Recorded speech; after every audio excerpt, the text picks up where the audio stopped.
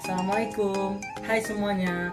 Perkenalkan, saya Nahdal Khair dari kelas 11 MIA 1. Pada kesempatan kali ini, saya akan berceramah dengan tema No Brade, bentuk kepedulian masyarakat pada penderita kanker payudara.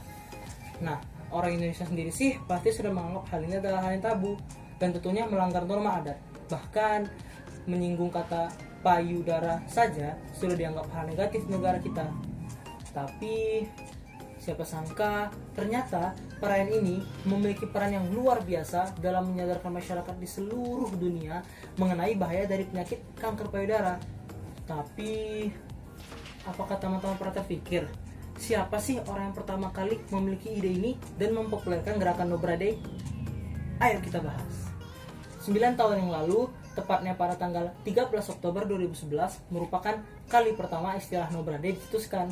Gerakan ini sendiri dipopulerkan oleh seorang dokter bernama Dr. Michelle Brown yang membuat kampanye BRA Day atau Breast Reconstruction Awareness Day yang bertujuan untuk mendidik para pasien tentang perlunya operasi dan rekonstruksi payudara.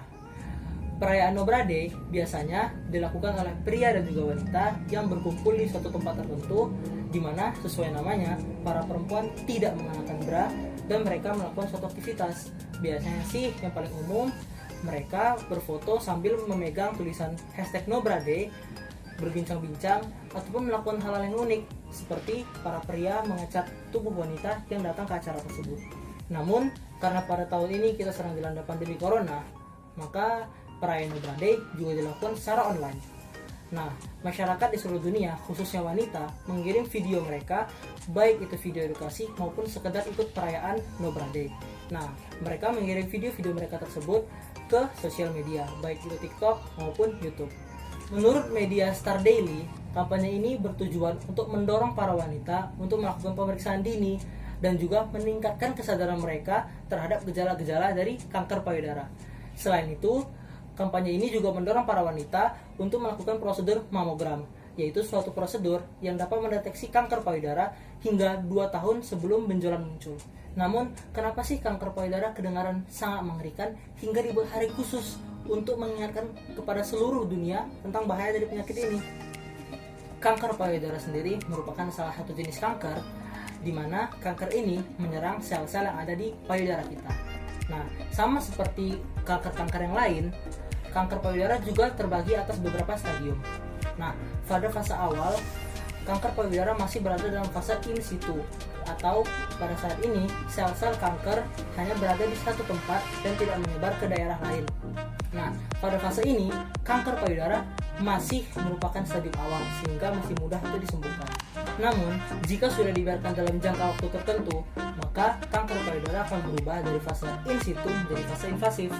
Nah, pada fase ini, sel-sel kanker yang ada dalam payudara kita sudah mulai menyerang daerah lain di sekitar payudara kita. Tentunya, pada fase ini kita sudah masuk ke stadium lanjutan yang membuatnya semakin sulit disembuhkan. Faktanya, 80% dari kasus kanker payudara sudah masuk ke fase invasif. Karena mayoritas dari penderita penyakit ini sudah masuk ke tahap invasif, maka tentunya tingkat kematian akibat penyakit ini sangatlah tinggi. Di Indonesia sendiri, kanker payudara adalah kanker dengan kasus kematian terbanyak, yaitu sebanyak 58.256 korban jiwa, yaitu sekitar 16,7% dari total kasus kematian akibat penyakit kanker.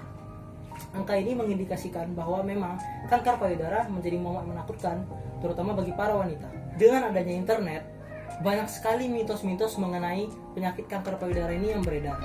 Nah, kali ini saya akan membahas beberapa mitos yang paling sering kita lihat mengenai kanker payudara. Nah, mitos yang pertama yaitu menggunakan bra kawat dapat menyebabkan kanker payudara. Padahal, menurut studi ilmiah tahun 2014, tidak ada perbedaan resiko antara perempuan yang menggunakan bra kawat maupun tidak. Mitos nomor 2 yaitu ukuran payudara yang besar dapat menyebabkan kanker payudara. Padahal tidak ada hubungan sama sekali antara ukuran payudara dengan risiko kanker payudara.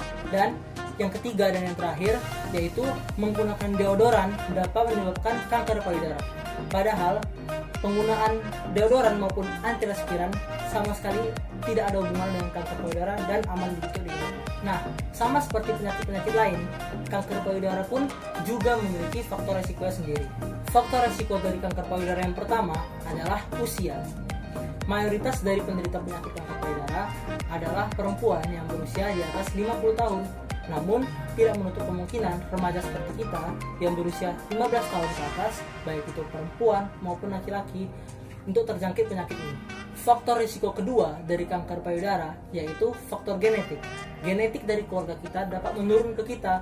Nah, jika keluarga kita terdapat riwayat genetik kanker payudara, maka kita dapat beresiko untuk terkena kanker payudara. Nah, faktor risiko ketiga dari kanker payudara adalah penggunaan kontrasepsi hormonal.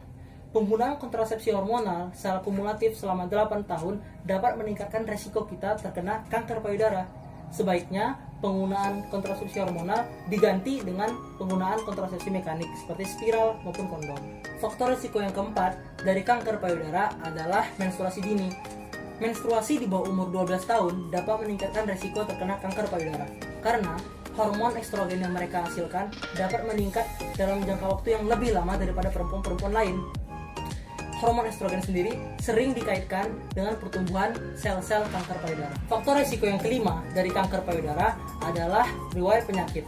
Jika salah satu dari payudara kita sudah pernah terkena kanker payudara, maka resiko untuk terkena kanker payudara di payudara yang lain pun akan meningkat. Faktor risiko yang keenam dari kanker payudara adalah kehamilan di usia tua. Kehamilan di usia 35 ke atas tentunya dapat melahirkan bayi yang prematur. Nah, bayi yang prematur sendiri dapat membuat proses penyusuan dan proses penyampaian berlangsung secara tidak normal. Faktor risiko yang ketujuh dari kanker payudara adalah menopause di usia lanjut. Nah, ketika seorang perempuan mengalami menopause di atas umur 50 tahun, maka dia memiliki kemungkinan 3 kali lipat lebih besar untuk terkena kanker payudara dibanding perempuan yang sudah mengangkat ovariumnya atau melakukan ovarektomi di bawah usia 35 tahun. Faktor risiko yang kedelapan adalah pola hidup yang kurang sehat. Merokok, memakan junk food, minum alkohol, kurang tidur, dan kurang berolahraga tentunya dapat meningkatkan risiko kita untuk terkena kanker payudara. Yang terakhir, faktor risiko dari kanker payudara adalah seorang wanita yang tidak menikah, tidak memiliki anak, dan tidak menyusui. Nah, ketika seorang wanita tidak melakukan 3 hal ini, maka kemungkinan dia untuk terjangkit kanker payudara jauh lebih besar dari perempuan yang menikah, menyusui, dan juga menikah. Setelah teman-teman mengetahui apa saja faktor risiko dari kanker payudara, teman-teman juga harus tahu bagaimana sih cara mendeteksi kanker payudara. Nah, cara mendeteksi kanker payudara ada 2, yaitu sadari, yaitu deteksi dini, dan juga sadari. Yang pertama, kita akan bahas sadari terlebih dahulu. Sadari adalah pemeriksaan payudara sendiri dengan menggunakan mata dan juga tangan dengan cara meraba payudara kita sendiri untuk melihat apakah ada tanda-tanda kanker payudara. Tanda-tanda kanker payudara sendiri adalah benjolan yang ada di payudara dan juga cairan yang keluar dari puting. Berikut adalah prosedur untuk melakukan sadari.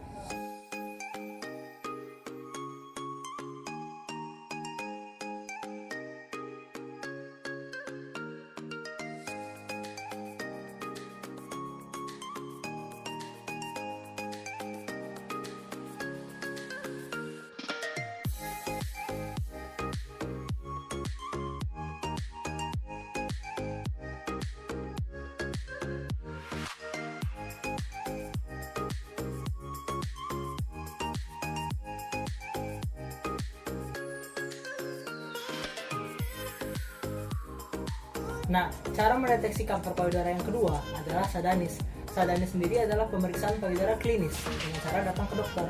Nah, biasanya sih pemeriksaan payudara ini dilakukan dengan alat mamogram. Namun, jika memang sudah terasa ada benjolan, maka dapat dilihat langsung melalui MRI ataupun USG. No Brade sendiri memang memiliki pengaruh yang luar biasa dalam mengubah pandangan seluruh dunia tentang penyakit kanker payudara. Nah, dengan adanya No Brade, maka tingkat kesadaran masyarakat seluruh dunia tentang gejala kanker payudara pun semakin tinggi. Akibat tingkat kesadaran semakin tinggi ini, maka prosedur sadari akan semakin banyak dilakukan. Nah, karena sadari semakin banyak dilakukan, maka tingkat kematian akibat kasus kanker payudara pun akan semakin turun. Karena semakin banyak prosedur sadari dilakukan, maka akan semakin sedikit kasus kanker payudara yang akan beranjak ke stadium lanjutan, yaitu tepatnya pada fase invasif. Penyakit ini sangat umum, namun sangat berbahaya. Oleh sebab itu, sangat penting untuk melakukan deteksi dini. Ingat, menerapkan pola hidup sehat juga tidak kalah penting. Walaupun takdir berada di tangan Tuhan, apa salahnya kita terus berjuang untuk melawan penyakit mematikan ini? Kalau bukan kita, siapa lagi?